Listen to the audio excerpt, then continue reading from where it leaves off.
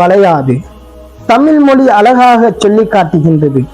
ஒரு சிறுவன் 5 வயதில் அவனுடைய நடை, உடை, பாவனை, அவனுடைய செயல் எவ்வாறு இருக்குகின்றதோ அவ்வாறுதான் 50 வயதிலும் அவன் இருக்கும் என்பதை அந்த தமிழ் மொழி சொல்லி காட்டுகின்றது. தமிழ் மொழி எதை பார்த்து சொல்லி காட்டுகின்றது?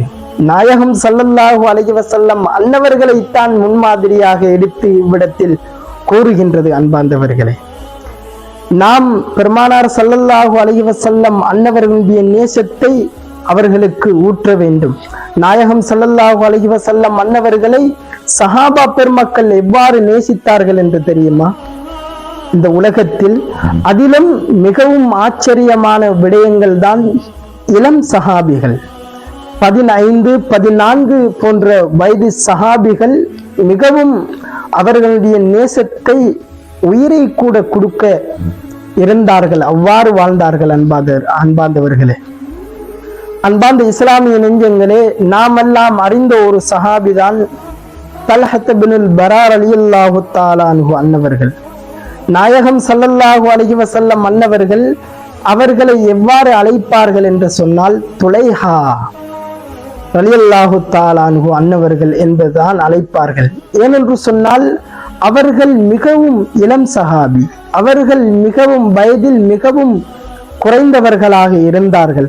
அதனால் துலைஹா, சின்ன தல்ஹா என்பதாக அவர்கள் குறிப்பிட்டு காட்டுவார்கள். அன்பார்ந்தவர்களே, தல்ஹத் பின் பரா ரலியல்லாஹு தஆலா அன்ஹு அன்னவர்களை தொட்டும் ஒரு ஹதீஸ் ஒன்று இடம்பெறுகின்றது.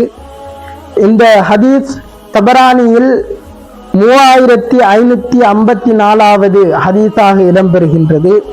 லம்மா லக்கியன் நபிய ஸல்லல்லாஹு அலைஹி வஸல்லம், தல்ஹத் பின் பரா ரலியல்லாஹு தஆலா அன்ஹு அன்னவர்கள் எம்பெருமானார் ஸல்லல்லாஹு அலைஹி வஸல்லம் அன்னவர்களை சந்தித்த பொழுது ஃபஜஅல யல்ஷக்கு பிரசூலில்லாஹி ஸல்லல்லாஹு அலைஹி வஸல்லம், நாயகம் ஸல்லல்லாஹு அலைஹி வஸல்லம் அன்னவர்களுடன் மிகவும் நெருங்கிய நிலையில் ஒட்டி கொண்டிருந்தார்கள், மிகவும் நெருக்கமாக ஒட்டி கொண்டிருந்தார்கள். வைகப்பிலு கதமைஹி, நாயகம் ஸல்லல்லாஹு அலைஹி வஸல்லம் அன்னவர்களுடைய காலை முத்தமிட்டார்கள். நம்முடைய இன்றைய காலகட்டத்தில் இருக்கின்ற பிரச்சனை தான், ஒரு ஷேகுமார்களையோ அல்லாஹ்வுடைய இறை நேசர்களையோ இன்று முத்தமிட்டால் எதற்காக வேண்டி முத்தமிட வேண்டும்? இதெல்லாம் இஸ்லாத்தில் இருக்குகின்றதா என்றெல்லாம் கேள்வி எழுப்பக்கூடிய ஒரு காலகட்டத்திலே இருந்து கொண்டிருக்கின்றோம். அன்பார்ந்தவர்களே,